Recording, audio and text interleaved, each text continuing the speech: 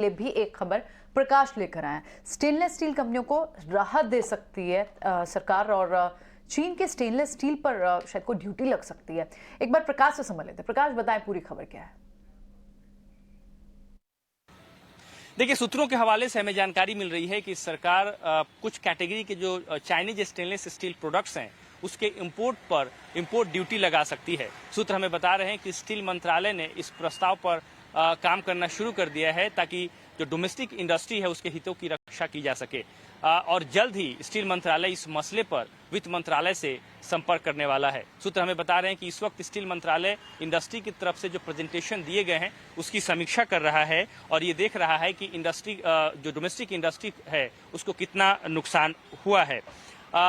जैसा कि आपको पता है कि स्टेनलेस स्टील इंडस्ट्री ने पहले ही इस मसले पर वित्त मंत्रालय और स्टील मंत्रालय से संपर्क किया है और ये कहा है कि जो चाइना की तरफ से कुछ कैटेगरी में जो भारी डंपिंग हो रही है उसकी वजह से डोमेस्टिक इंडस्ट्री को काफ़ी नुकसान हो रहा है। कुछ मामलों में जो प्रोडक्ट की कीमतें हैं वो रॉ मटेरियल प्राइसेस से भी कम है। ऐसे में सरकार को इस मसले पर तुरंत दखल देना चाहिए। अगर आप उन डेटा पर नज़र डालें जो कि इंडस्ट्री ने सौंपे हैं, उसके हिसाब से एक तरफ जहां 2020 में जो चाइना की तरफ से इंपोर्ट किया जा रहा था इंडियन मार्केट में, वो उसका आंकड़ा जस्ट 5.5% था, वो 2022 में बढ़कर करीब 33% हो गया।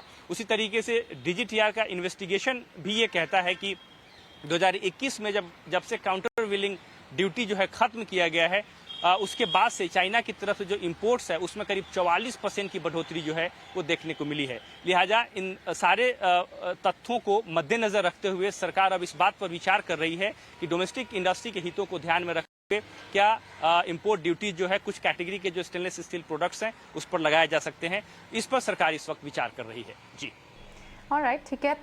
ये बात तो आपने सही बताई, और इनफैक्ट ठीक है।